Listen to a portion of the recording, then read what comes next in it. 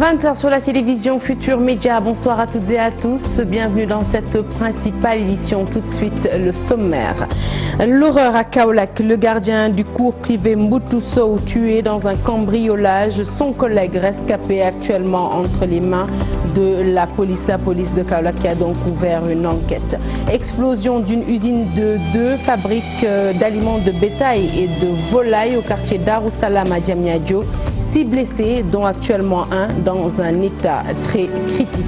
Plus de 1000 milliards perdus par le Sénégal en termes de recettes fiscales entre 2012 et 2014.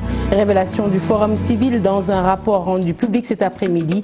Les détails au cours de cette édition. Et puis une grosse tache d'huile sur la candidature d'Ousmane Sonko, le leader de PASTEF, les Patriotes, éclaboussés par un nouveau scandale. Une journaliste britannique l'accuse d'avoir bénéficié de largesses de la société pétrolière Tullow Oil pour financer sa campagne. Le Forum civil demande au procureur de s'autosaisir. Le journaliste Mbaye Sidi Mbaye demande au candidat d'apporter des réponses à ces accusations.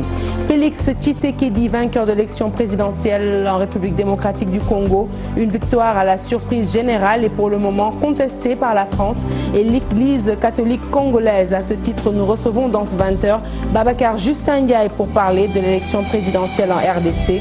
Voilà pour le sommaire, le titre, le développement, c'est tout de suite.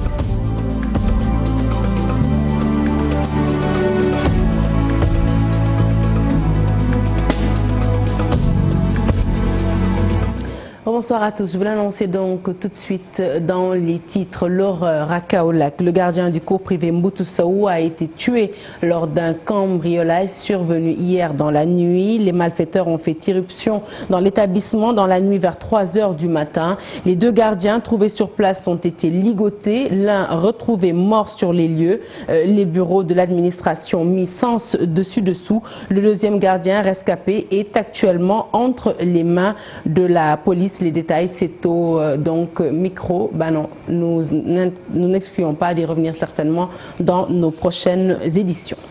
Ce mercredi 9 janvier 2019, dans l'après-midi, les familles des 4 pêcheurs guendariens disparus ont organisé des récitals de Coran pour implorer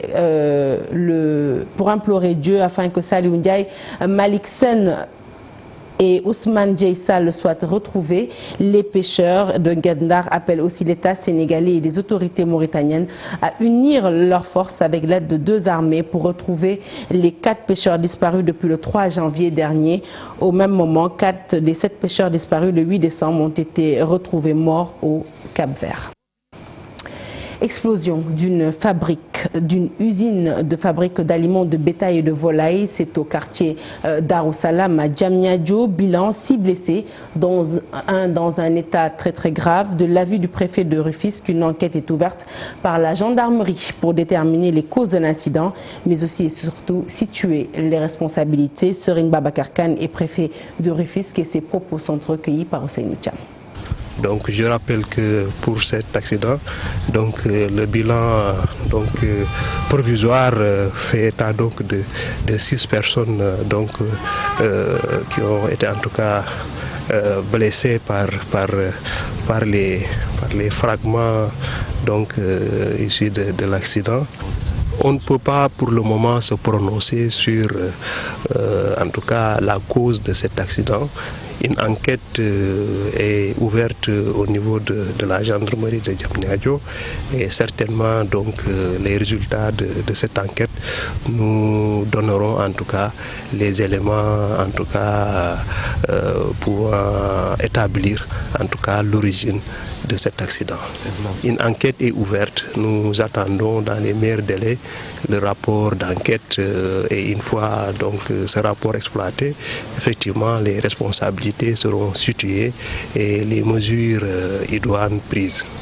Je vous l'annonçais donc en titre, entre 2012 et 2014, le Sénégal aurait perdu plus de 1000 milliards en termes de recettes fiscales. 70% des taxes sur la consommation supportées par les ménages. Un déséquilibre paru dans le baromètre sur la fiscalité équitable au Sénégal. Le rapport a été rendu public par le Forum civil cet après-midi. Les détails, c'est avec Maïmouna Ndiaye et Moulou Diop. En 2015, la pression fiscale du Sénégal était estimée à 19%. Aujourd'hui, notre pays est à 16%. Une régression qui s'explique par l'absence de rapport sur les dépenses. Résultat, plus de 1000 milliards de recettes fiscales partent en l'air. L'argent qui est souvent recouvré ne va pas là où on a réellement besoin. Par exemple, les dépenses fiscales, les générations fiscales qui sont effectuées auprès des entreprises, on se rend compte que c'est le secteur extractif qui est beaucoup plus avantagé. Alors que dans ce secteur extractif-là, l'emploi n'est pas si développé qu'on le croit. Un écart qui se fera le plus sentir au niveau des ménages. On constate que c'est encore davantage les ménages qui supportent la pression fiscale. Plus que d'ailleurs les entreprises qui sont les unités de création de la valeur à la base. Et également, on a constaté qu'il y a une baisse de la pression fiscale. On était à 19%, très proche de la norme IMOA qui est 20%. Le constat est là, amer. Il faut agir vite. Une nouvelle politique de recouvrement des recettes, le plaidoyer de ses membres de la société civile. Il y a un besoin aujourd'hui pour le gouvernement de développer une nouvelle politique d'exonération fiscale ou bien de remise fiscale auprès de certaines entreprises créatrices d'emplois. Et surtout également au niveau des administrations, il y a certaines remises fiscales qui sont laissées à l'appréciation du ministre de l'économie et des finances. Et ça, quand même, c'est un pouvoir discrétionnaire comme assez très discrétionnaire, un pouvoir très discrétionnaire comme on constate, et qu'il y a besoin quand même de remettre de l'ordre. Avec cette solution, plus besoin de s'endetter ailleurs, mais il faudra d'abord respecter le code de transparence de la vie de la société civile. Et nous restons avec Birahim Seck, cette fois-ci pour parler d'Ousmane Sonko au cœur d'une vaste polémique. Le candidat qui se définit comme étant un ardent défenseur de la gestion vertueuse fait à son tour l'objet de plusieurs dénonciations ces derniers jours. La dernière en date, l'affaire Tullow Oil qui l'implique dans des faits de corruption. Sonko est accusé par une journaliste britannique d'avoir bénéficié de largesses de la part d'une société pétrolière pour le financement de sa campagne.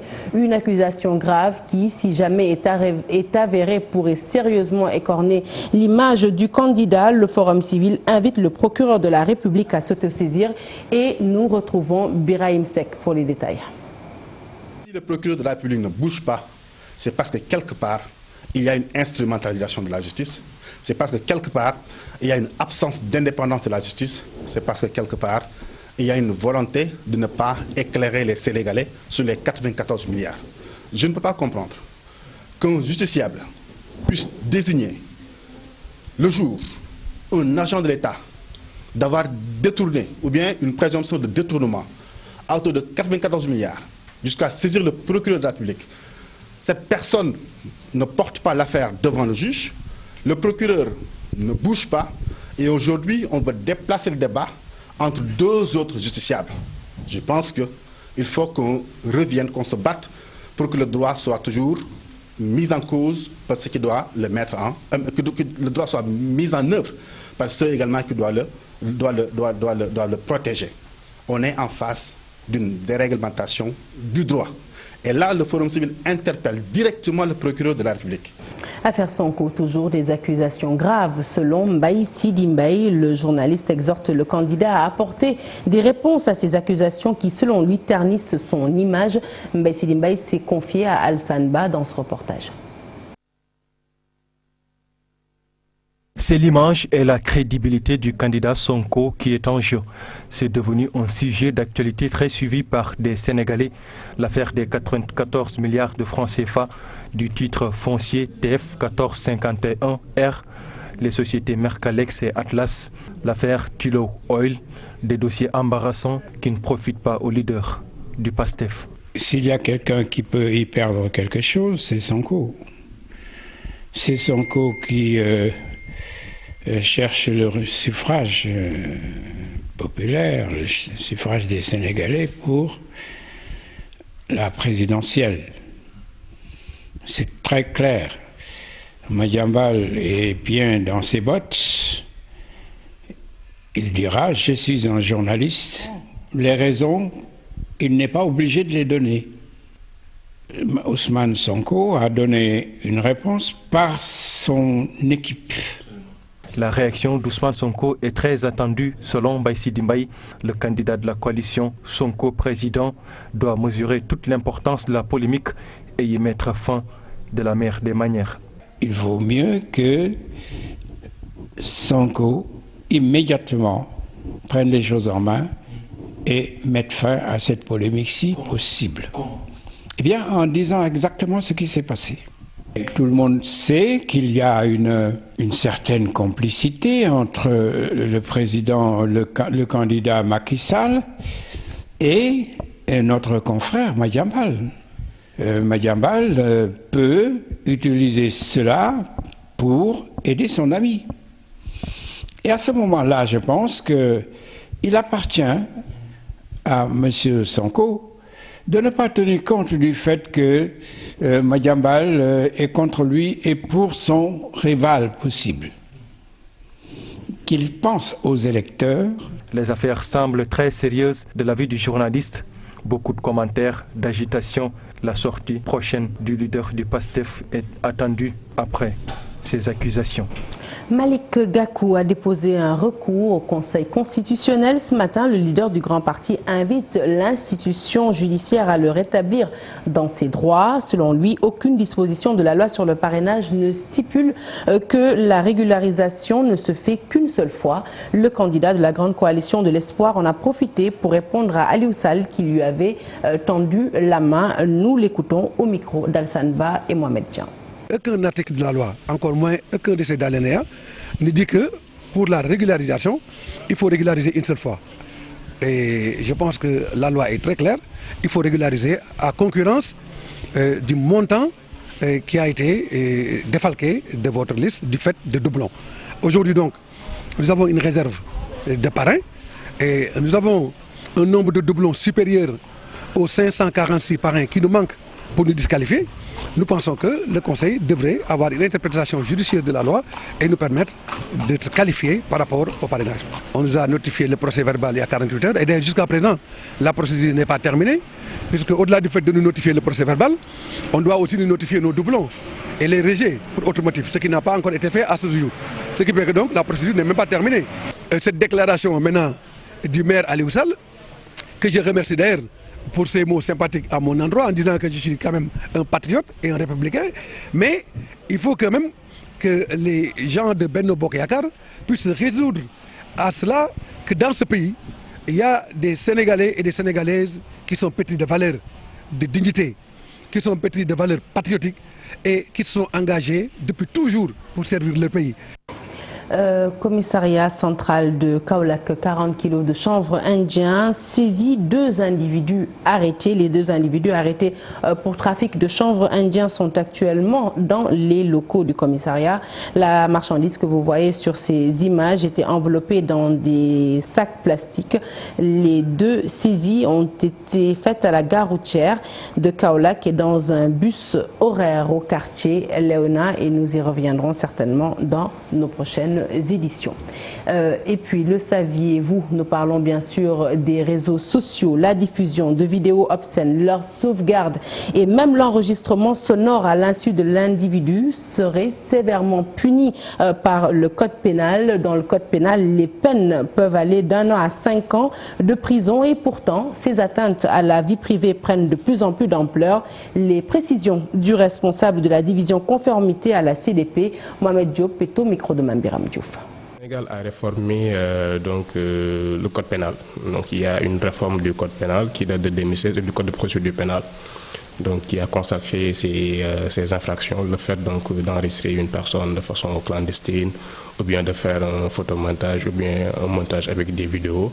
Donc là aujourd'hui, conformément à l'article 363 bis donc du code pénal avec ces réformes, donc il y a des peines qui sont très lourdes que les personnes encourent, et également des amendes Donc aujourd'hui, il n'y a pas ce vide juridique, ce que pensent les gens. Il n'y a pas un vide juridique par rapport donc, à ces agissements sur Internet, sur les réseaux sociaux. Il faut plus de responsabilité de la part de chacun. Et c'est dire que on n'est jamais à l'abri. Et nous restons avec la CDP qui demande que son rôle de veille et d'alerte soit renforcé. Le budget de 200 millions dont elle dispose reste insuffisant pour prendre en charge tous les aspects techniques et organisationnels dans le contrôle imposé par le contrôle, ce qui se répercute forcément sur le travail de sensibilisation destiné aux populations pour un bon usage des nouvelles technologies. Compte rendu Mambiram Diouf. La commission de protection des données personnelles rencontre beaucoup de difficultés pour mener à bien sa mission du fait de l'insuffisance des moyens dont elle dispose. Bien vrai que l'État du Sénégal a fait donc des efforts durant ces 2 dernières années, mais ça reste encore. Donc il faudrait encore revoir donc, cette enveloppe budgétaire parce que nous sommes très limités d'un point de vue de notre régime financier parce qu'on ne peut pas pour le moment actuellement, au regard de la loi, recevoir de dons de subventions donc, extérieures. Comme vous le savez, pour pouvoir bien donc, faire respecter la loi sur la protection des données personnelles, il faut plus donc, de ressources humaines. Si aujourd'hui on fait des contrôles par exemple auprès des établissements qui mettent en œuvre des traitements de données à caractère personnel, il faut être à la pointe de la technologie également. Les nouvelles technologies qui font peser beaucoup de menaces avaient souligné le conseiller à la cour d'appel de Kaolack, Ousmane Gueye, lors de la rentrée des cours et tribunaux. Les atteintes à la vie privée des personnes, de plus en plus notées, surtout dans les réseaux sociaux, et reconnues par les plus hautes autorités du pays. Ces données de masse, communément appelées Big Data, constitue une source d'applications diverses. Le bon usage qui doit se faire dans le respect des libertés individuelles interpelle tout un chacun. Il faut donc une bonne sensibilisation pour faire comprendre à la population les dangers réels et risques encourus en cas de violation de la loi. Nous le faisons à travers l'organisation de séances de sensibilisation au niveau par exemple des établissements scolaires. Nous avions réalisé des sketchs pour sensibiliser le grand public. Il y a 1 an de cela, démarrer une caravane nationale de sensibilisation, des bandes dessinées qui revenaient sur des thématiques assez sensibles également par rapport à la protection des données personnelles. Maintenant, ce n'est jamais suffisant. Donc, il faudrait renforcer donc, ces activités de sensibilisation. La protection des données personnelles implique une prise de conscience à stimuler sur les enjeux des nouvelles technologies. La CDP annonce ainsi le renforcement de la sensibilisation. Le nouveau commandant de la brigade des sapeurs-pompiers, le général de la brigade Morsec, a été installé ce matin officiellement par le ministre de l'Intérieur et de la Sécurité publique, Kalingou Ndiaye. Il vient ainsi de succéder au général Victor Tine. La cérémonie s'est déroulée à la caserne Malick Sy. Le nouveau commandant fait de la maîtrise des effectifs, le renforcement des capacités opérationnelles et la médicalisation des secours. Ses principaux objectifs. Fatou Bintou Conté et Pape Sangone Bay ont assisté à son installation compte rendu. Enfin, un sapeur-pompier à la tête de la brigade nationale des sapeurs-pompiers, un homme du sérail pour mieux booster la morale des troupes. Il a fait un parcours qui mérite en tout cas cette consécration. Aujourd'hui, en tant que sapeur, on lui confie donc la destinée des sapeurs. C'est important pour lui et c'est également important pour le corps. Le président de la République a pris ce pari de confier la tête des sapeurs à un sapeur-pompier. Donc je pense qu'il a toutes les dispositions pour réussir, d'autant plus que pendant longtemps il a été le commandant en second. Cette promotion, le général de brigade Morsec, nouveau patron des soldats du feu, en est fier, car étant un pur produit des sapeurs-pompiers et compte s'organiser dans la continuité. C'est en promotion interne, un sentiment de fierté et de satisfaction pour l'ensemble des personnels sapeurs-pompiers, en particulier comme ceux qui sont partis à la retraite. Mais aussi de mon côté, c'est une invite à travailler plus pour contribuer réellement à l'émergence de la brigade nationale des sapeurs-pompiers. Pour sécuriser toute l'étendue du territoire, le ministre de l'Intérieur et de la Sécurité publique s'est voulu rassurant. Il compte renforcer les casernes en termes de matériel de dernière génération. On a un projet important d'équipement des sapeurs-pompiers, en matériel surtout, parce qu'on a besoin des sapeurs quand ils ont du matériel, parce qu'un sapeur qui n'a pas de matériel, c'est presque aujourd'hui comme un simple secouriste tout court. Mais je pense qu'avec le matériel qu'ils auront, avec le plan de déploiement que les sapeurs ont pour être présents dans tous les départements, les sapeurs seront avec le président Macky Sall prêts pour relever tous les défis. Et pour le nouveau patron des soldats du feu, sa priorité repose sur la maîtrise de l'effectif, mais aussi la médicalisation désormais des secours. Au niveau de la brigade nationale, on est dans une phase de montée en puissance qui sera axée réellement sur 4 domaines prioritaires. d'abord le renforcement, la maîtrise des effectifs, le renforcement des capacités opérationnelles, la densification du maillage et enfin travailler sur la médicalisation des secours avec une phase intermédiaire, la paramédicalisation.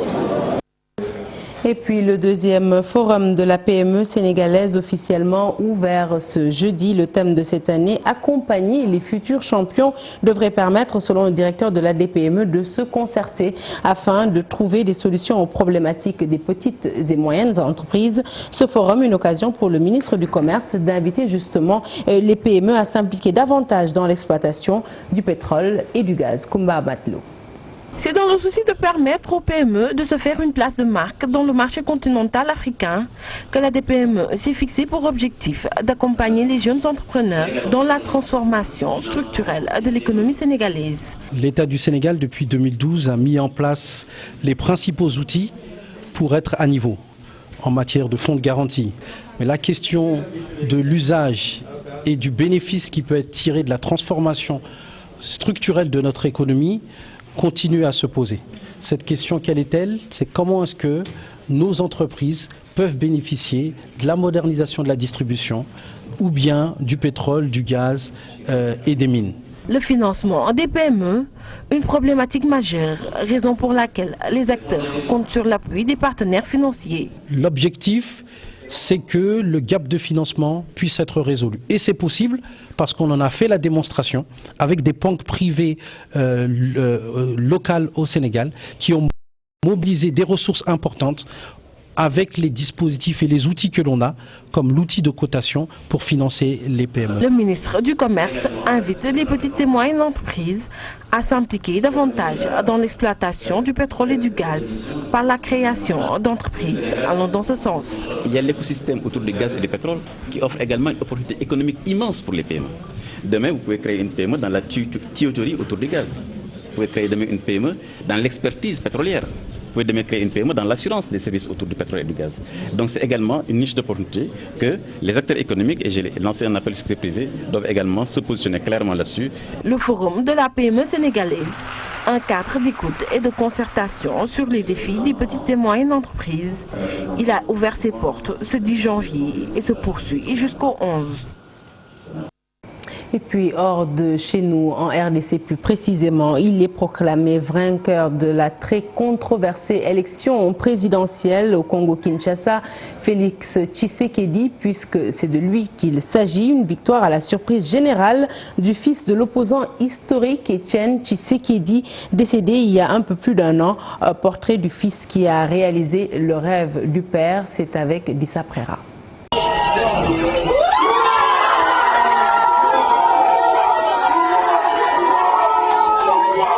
Il est déclaré vainqueur d'une présidentielle longtemps attendue par les Congolais.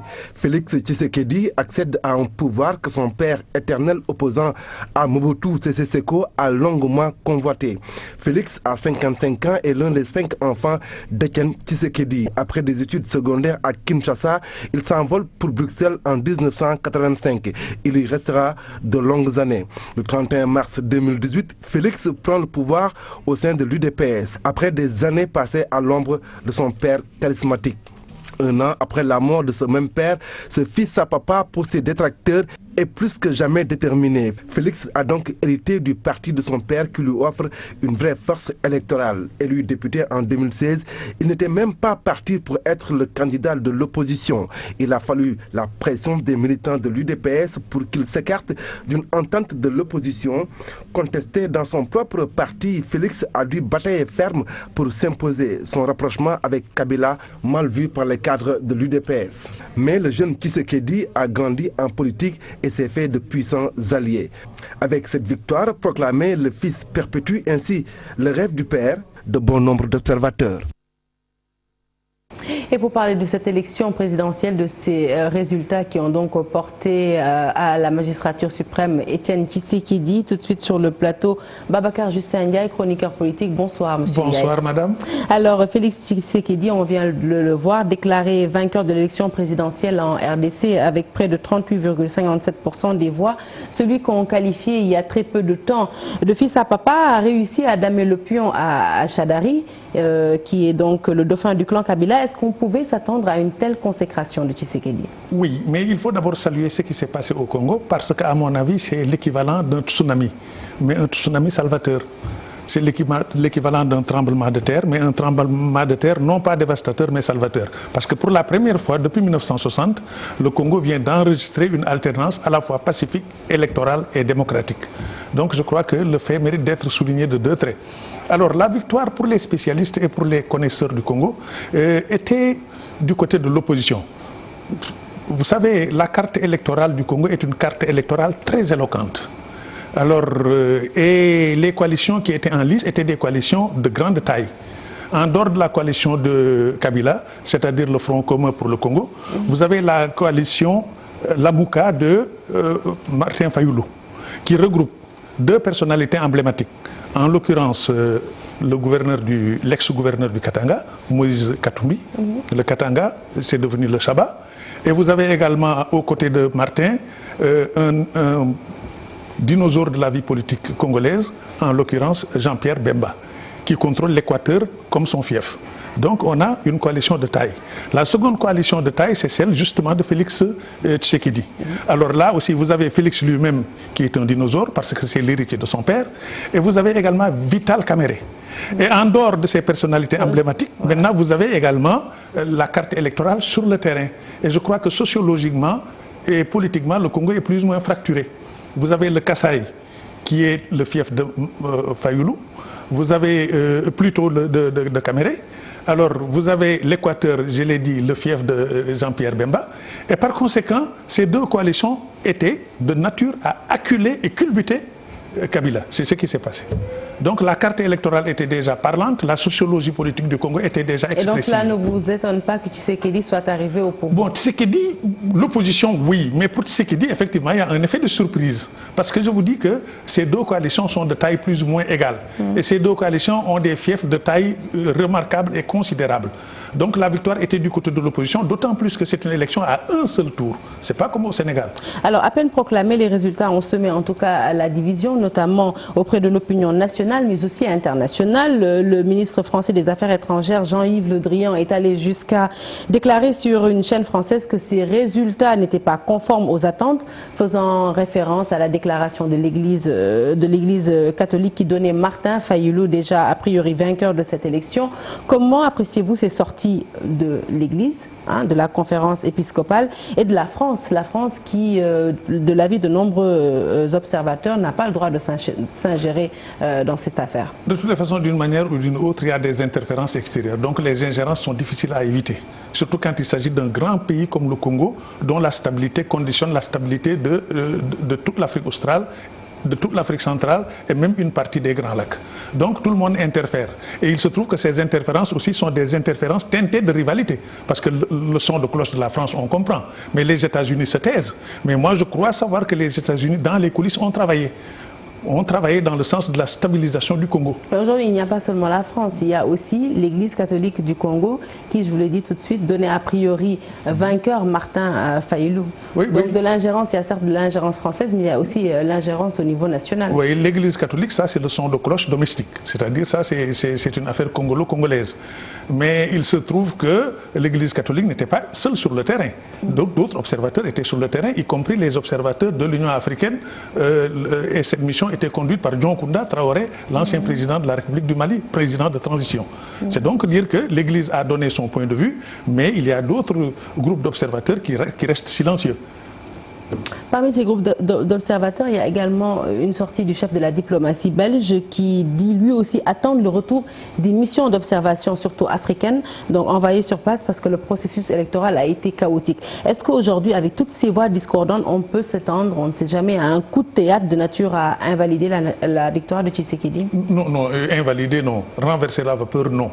Je crois que ce qui s'est passé est devenu irréversible. On a atteint un point de non-retour. La victoire, elle est celle de Félix Tshisekedi. Maintenant, s'agissant de la Belgique, il faut être prudent. Parce que les rapports entre la Belgique et le Congo sont des rapports heurtés.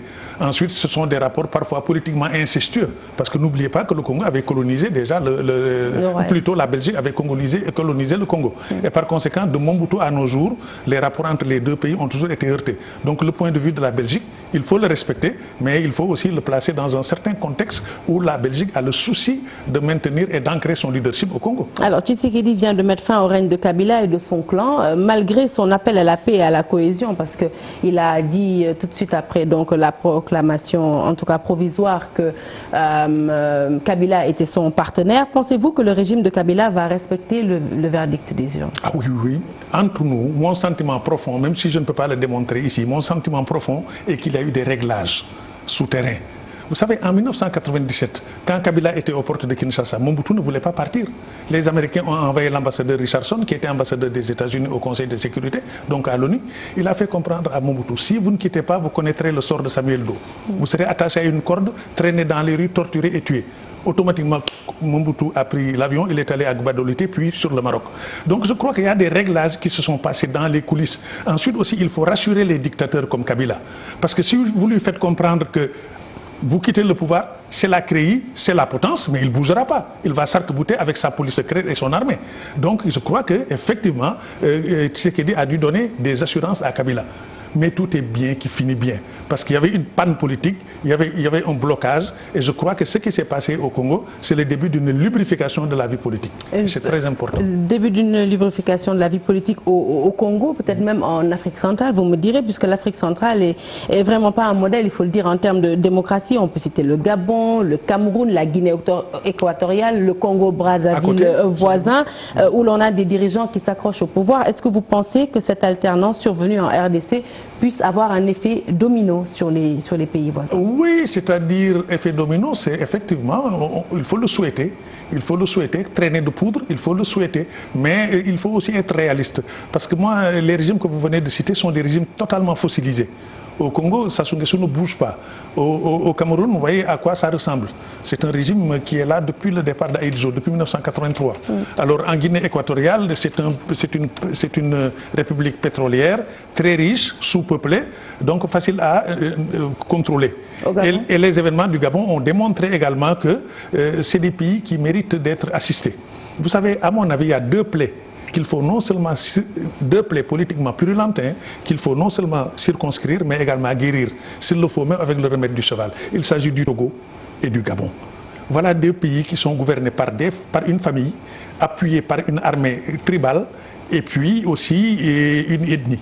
Alors, à telle enseigne que si on ne fait pas un effort, y compris effort extérieur, pour dévisser, ces régimes-là risquent de perdurer. Alors, bonne transition pour parler du Gabon, justement, avec cette tentative avortée de coup d'État. Vous me direz coup d'État ou coup d'éclat. Et surtout, Ali Bongo peut-il, dans ce contexte, gouverner de manière sereine? Non, Ali Bongo ne peut pas gouverner, il ne gouverne plus. Ce qui s'est passé, c'est tout ce que vous voulez. Coup d'État, coup d'éclat, coup de semonce, secousse. Mais le but est de dépanner le Gabon. Parce qu'il est politiquement en panne, il est institutionnellement en panne. On ne peut pas gouverner un pays d'Afrique centrale à partir d'un pays du Maghreb. C'est à la fois surréaliste, irréaliste et kafkaïen. Donc il faut y mettre un terme. Mais là-bas aussi, les enjeux sont de taille, les richesses sont considérables. Il y a des réglages en cours entre la France, le Maroc et d'autres pays. Ce sont ces réglages-là qui ne sont pas encore bouclés. Et les Gabonais sont impatients. Encore une fois, le Gabon et le Togo sont deux pays trop petits. Il faut les délivrer. Parce que c'est des pays qu'on peut contrôler, 400 000 habitants, le Togo est un petit corridor, parfois 50 km de large. Si vous n'aidez pas ces pays de l'extérieur, rien ne bougera. Parce qu'il y a une chape de plomb. Je ne suis pas content de le rappeler, parce que c'est un exemple qui fait honte à l'Afrique. Mais si Giscard d'Estaing n'avait pas déclenché l'opération Barracuda pour déboulonner l'empereur Bokassa, mais Bokassa aurait été là-bas jusqu'à 90 ans. Alors, retour ici. C'est la faiblesse de ces pays qui explique ces situations. Retour ici chez nous au Sénégal pour évoquer avec vous l'actualité. On l'a vu dans ce journal, Ousmane Sonko, où le syndrome, on peut dire, de l'arroseur arrosé aujourd'hui, puisqu'il est impliqué dans impliqué de manière présumée, en tout cas dans plusieurs scandales, à lui de rétablir la vérité. Est-ce que vous pensez que, en tout cas, ces scandales dans lesquels il est cité sont de nature à écorner son image, à ternir son image? Heureusement que vous avez été prudente. Et votre prudence me contamine aussi. Moi aussi, je serai prudent à mon tour. Ce que je peux vous dire, en gros, c'est que l'activité politique est une activité extrêmement rude, extrêmement difficile. Et dans un contexte préélectoral comme celui-là, il y a une orgie de coups. Et les coups partent de tous les côtés. D'où la nécessité d'être cuirassé, d'être sous un blindage épais. et d'être aussi vigilant et prudent par rapport à tout ce que l'on fait. Parce que dès que vous affichez une vulnérabilité, on l'exploite à fond contre vous. Donc ce qui s'est passé, je ne le domine pas, je ne le maîtrise pas, donc il m'est difficile de le commenter. Mais ce dont je suis sûr, c'est que la politique est une activité, encore une fois, très dure. Et sur l'échiquier politique, on donne des coups et on encaisse des coups. Et Dieu sait que Sonko donne des coups. Donc s'il encaisse des coups, ça ne doit pas être surprenant. Il s'y ajoute aussi que, du point de vue de l'effet et de l'incidence, Sonko, aujourd'hui, s'il est attaqué, il tient le haut du pavé. S'il attaque, il tient le haut du pavé. Donc je crois que ses adversaires aussi doivent faire très attention. Parce qu'ils sont en train de le propulser comme une fusée. Même dans les attaques, il tient le haut du pavé. Merci beaucoup Babacar Justin Ndiaye, qui avait répondu à notre invitation ce soir. Nous parlons à présent sport, lutte avec frappe. Naturellement, Balla Gaye 2 contre Modou Lo, défaite interdite pour les deux lutteurs. Selon Iba Kane, journaliste spécialisé en lutte, la bagarre est inévitable et le combat risque d'être rapide. On peut s'attendre même à un chaos. Pour l'ancien lutteur Boy Kaïré, eh bien, il s'attend à un combat difficile et tout dépendra du premier round. Reportage par Faraning. Balla Gaye 2 contre Modou Lo, revanche ou confirmation? Les techniciens sont convaincus que ce sera un combat difficile et dangereux pour les deux lutteurs. Une affiche qui promet de chaudes empoignades. On aura droit à un combat explosif entre Balla Gaye 2 et Modou Lo. Pourquoi ce sera explosif? Parce que c'est une revanche où Modou Lo est attendu pour prendre sa revanche face à Balla Gaye 2 qu'il avait battu le 21 mars 2010 en 21 secondes. Donc ce combat est très important pour la suite de la carrière des deux lutteurs. On va dans un combat qui sera âprement disputé parce que vis-à-vis des deux protagonistes, que ce soit Balla Gaye 2 ou Modou Lo, ils se sont bien préparés. C'est un combat capital pour les deux, donc vraiment les amateurs attendent un combat qui va se disputer farouchement. La bagarre est inévitable vu la préparation des deux lutteurs. Du coup, Iba Kane et Boy Kaïré n'excluent pas une victoire par KO. Nécessairement, les gens disent qu'il y aura de la bagarre et moi je crains qu'il y ait de la bagarre parce qu'ils se sont préparés pour ça, tant pour Balla Gaye 2 que pour Modou Lo. Même vous voyez les images de la préparation, Balla Gaye 2, il s'entraîne dur comme fer à la boxe, de même que Modou Lo. Donc là, il peut y avoir un chaos s'il y a un coup perdu entre ces deux parce qu'ils se sont entraînés par rapport à ça. Forcément, il y aura la lutte pure et il y aura la bagarre parce que c'est les deux lutteurs qui sont de la même génération. Les deux lutteurs ne reculent pas, ils vont s'affronter dès le soufflet de l'arbitre et ils vont donner des coups de poing. Mais attention à un coup perdu, ça peut faire fatal, oui. Un combat rapide ou à l'usure, nos deux analystes estiment que tout dépendra du premier round. Ce sera pareil parce que ce sont deux lutteurs qui sont bien s'entraîner. Ils ont bien préparé, ils ont bien vu tout le combat, ce qu'ils demandent, ils l'ont fait. Mais pour moi, tout va se passer sur les premiers 10 minutes. Non, je pense que ce sera un combat extrêmement rapide parce que qui connaît Balla Gaye 2, c'est un attaquant, il va attaquer Modou Lo et Modou Lo va l'attendre. Donc ce sera un combat qui va même pas durer peut-être 1 minute ou bien 2 minutes. Une affiche très attendue qui retient toutes les attentions des amateurs qui risquent de ne pas suivre le combat en direct sur les chaînes de télé. Balla Gaye 2 Modou Lo, prévu donc ce dimanche 13 janvier, que le meilleur gagne. Fin de cette édition, merci de l'avoir suivi. Prochain rendez-vous de l'information de tout en images à 0h, l'info qui se poursuit sur votre site www.igfm.sn. Excellente suite des programmes sur la TFM et bonne soirée.